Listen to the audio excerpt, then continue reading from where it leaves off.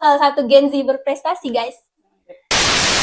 Karena kalian akan sangat menyesal kalau tidak mencoba hal-hal besar yang kalian pikir, saya tidak bisa. Jadi kalian intinya pertama itu berani saja untuk mencoba. Wah, keren banget. Keren sekali pengalamannya, guys.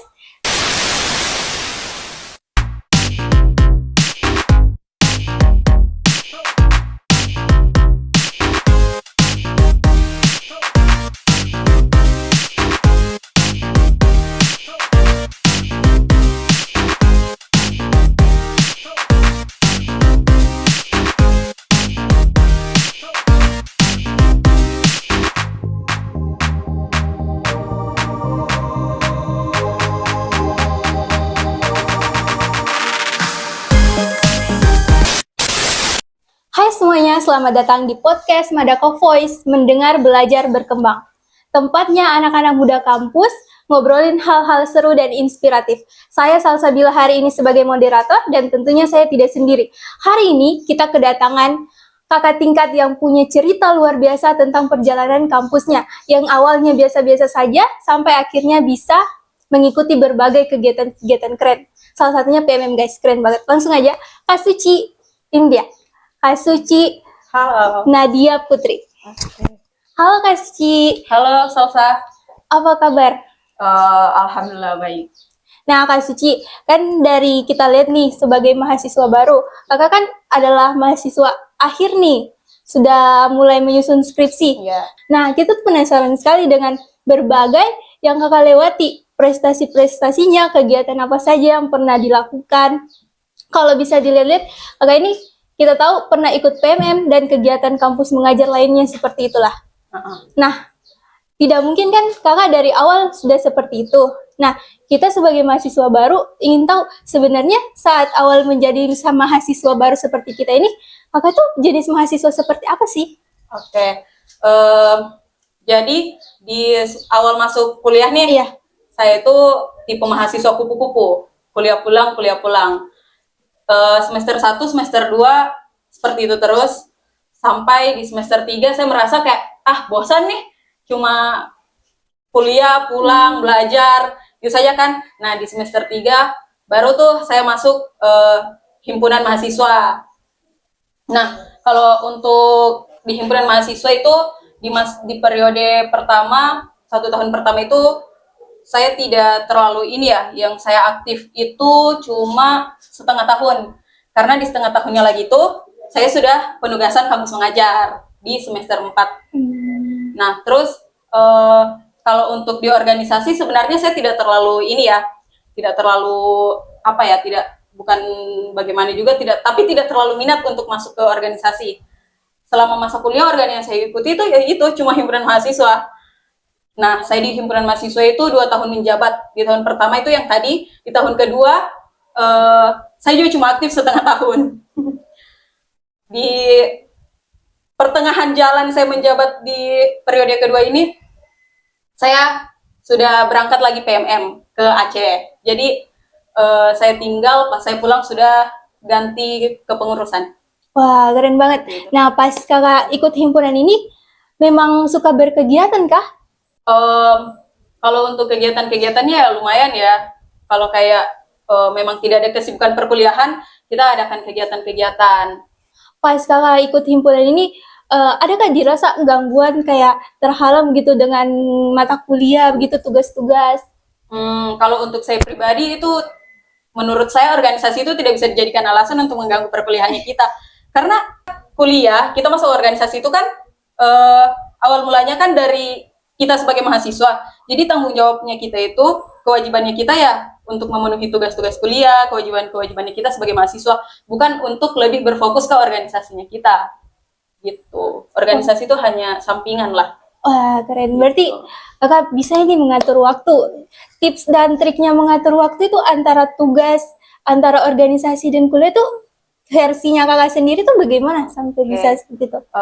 Kalau dari saya, cara saya untuk manajemen waktu ya, saya pakai saya prioritaskan apa yang memang harus diprioritaskan. Jadi kayak saya punya tugas, jadi saya harus prioritaskan tugasku ini dibanding saya harus pergi kegiatan. kecuali memang tugasnya itu belum yang terlalu ini ya, misalkan ya tugasnya masih lama nih deadline-nya, ya sudah saya berarti saya masih bisa untuk lebih aktif ke organisasi. Terus Kak, kan Kakak mengikuti ini himpunan, apa sih benefit yang Kakak dapat selama ikut itu? Kalau untuk di organisasi itu kayak himpunan sebenarnya itu cuma untuk ini ya, melatih soft skill-nya kita, bukan untuk ya benefitnya kita jadi berani tampil di depan umum, berbicara di depan orang, itu sih. Karena eh, untuk berbicara di depan orang banyak itu perlu jam terbang yang banyak. Jadi di organisasi juga itu benefit yang bisa kita dapat. Oh betul sekali Kak, karena kalau kayak mungkin saya pikir juga ikut organisasi tuh mungkin butuh keberanian, apalagi berbicara, apalagi misalnya kayak awalnya pemalu sekali. Ya betul. Wah Kakak keren sekali sih bisa ikut semua itu. Nah, pertanyaan kedua nih, apa sih momen titik baliknya perubahan yang Kakak dapat dari awal dari awal jadi mahasiswa kupu-kupu terus ikut kegiatan-kegiatan seperti itu, apa perubahan yang Kakak dapat? Apa yang membuat saya sampai memutuskan untuk berubah? Iya. Oke. Jadi kalau untuk itu, kenapa di semester 1 saya tidak aktif? Ya karena selain kuliah, saya ada kesibukan lain. Nah, makanya juga itu memutuskan untuk menjadi kuliah mahasiswa kupu-kupu. Di semester 2 itu, kesibukan kayak gini sudah selesai. Jadi saya memutuskan kayak, gabut nih, kalau bahasanya kita sekarang gabut nih. Jadi kayak, ya sudah, masuklah ke Hima. Sekaligus carilah pengalaman-pengalaman gitu. Wih, keren, gengsi banget ya, gabut. Gabut jadi ikut kegiatan. Kalau gengsi sekarang tuh ikut kegiatannya karena mau move on, Kak. Oh gitu, mau move on. Orang bilang sih life after breakup gitu. Kalau saya bahas masalah gengsi nih ya, life after breakup itu di PMM. Ih, keren. Berarti luar kota, pindah kota malah lebih itu ya? Iya, pindah pulau malah. Keren. Nah, ngomong-ngomong soal PMM nih, Kakak salah satu orang yang beruntung ikut PMM, soalnya kalau angkatan kita sekarang nih mahasiswa baru, kabarnya tuh PMM sudah dihapus nih. PMM sudah dihapus. Jadi boleh dong sharing-sharing pengalamannya saat PMM, serunya apa gitu? Kalau ditanya serunya PMM, 100% PMM itu seru. 100%. Karena apa ya, selain kita bisa belajar di kampus yang lain nih, untuk dapat mata kuliah yang tidak saya dapatkan di sini itu kayak wah tantangan banget nih untuk menyelesaikan itu. Terus kalau untuk keseruan lainnya tuh kita ada kegiatan yang namanya Modul Nusantara. Nah itu kita jalan-jalan keliling di daerah yang kita tuju itu. Jadi kayak seru sekali. Belum lagi kita ketemu teman-teman dari beberapa pulau. Kalau saya kemarin ramenya yang dari Jawa ya, dari beberapa pulau. Nah itu kita bisa tukar cerita tuh antara apa kebiasaannya kita di sini sama kebiasaan mereka di sana gitu. Terus yang uniknya di sana tuh Kak, pas PMM dapat apa? Uniknya di sana, budayanya di sana kental sekali, seperti yang orang tahu ya, Aceh itu daerah yang apa ya, kental sekali Islamnya, agamanya, agama Islamnya lebih tepatnya. Karena di sana itu ya jarang sekali kita lihat perempuan dari segi berpakaian saja itu jarang sekali pakai jeans.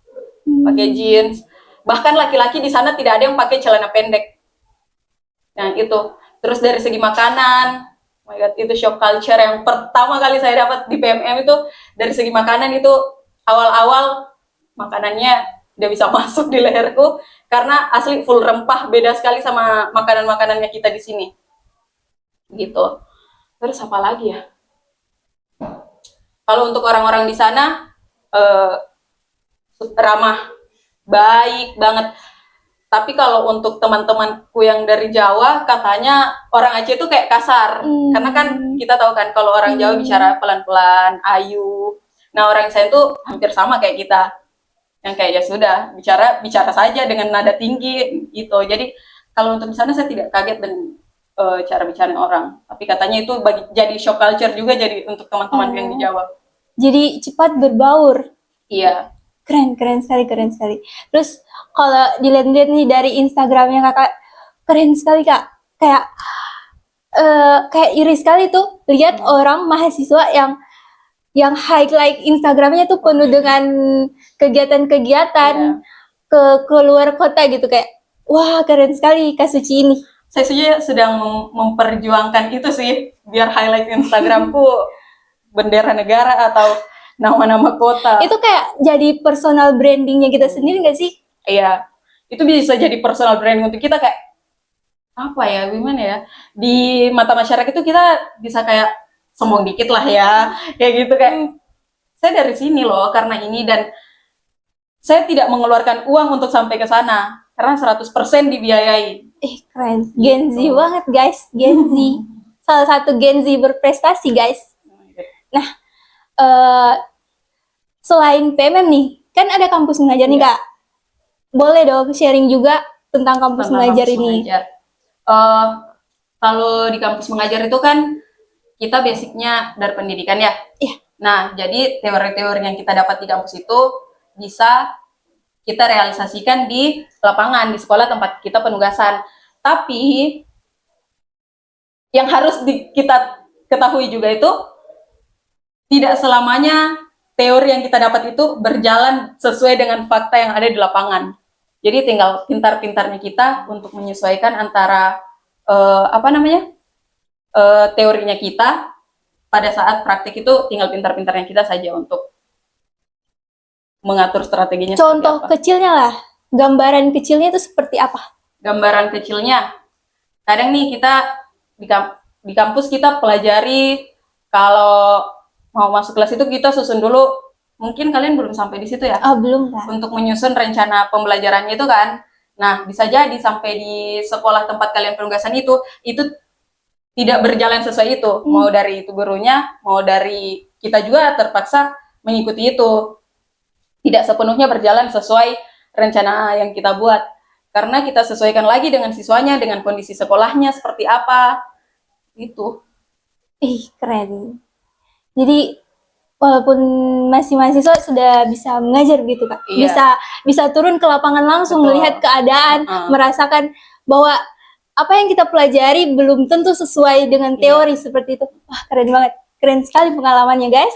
Terus, nah selama perjalanan kuliahnya apa sih kesan yang paling tidak terlupakan? Misalnya kayak hal yang bikin kakak gagal, sampai kayak mungkin ada hal yang paling tersedih, kayak ya namanya mahasiswa pasti punya titik terendah lah. Iya.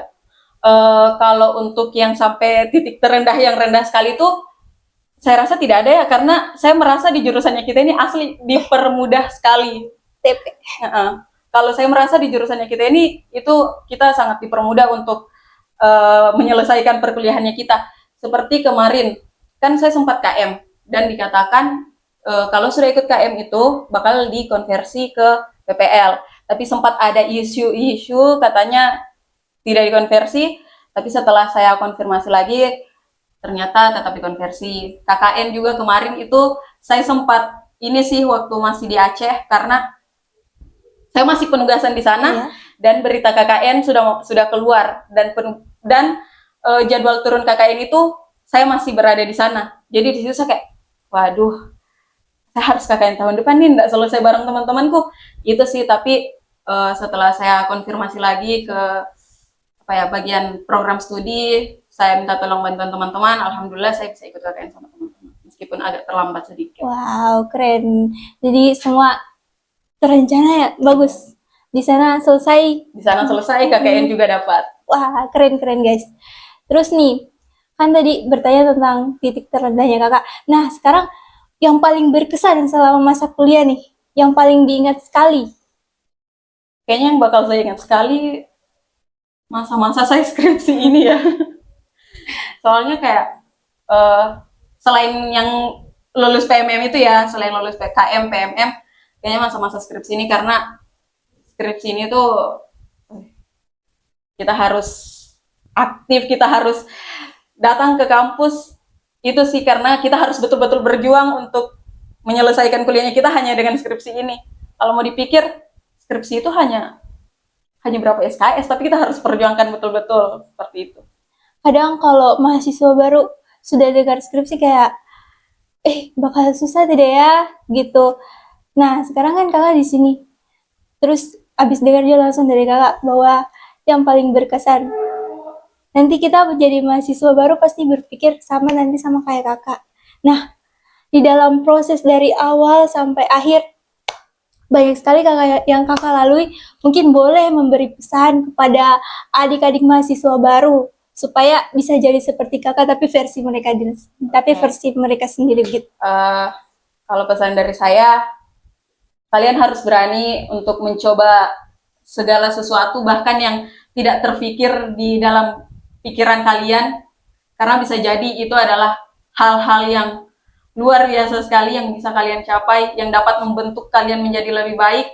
Jadi kalian harus berani, jangan ada rasa takut, jangan bilang tidak bisa, pokoknya usahakan, paksa, pasti bisa, karena kalian akan sangat menyesal kalau tidak mencoba hal-hal besar yang kalian pikir, saya tidak bisa. Jadi kalian, intinya pertama itu berani saja untuk mencoba. Wah, terima kasih. Keren sekali, Kak. Pesan dan insight dari Kak Suci ini sangat berarti bagi mahasiswa baru. Amin ya, semoga.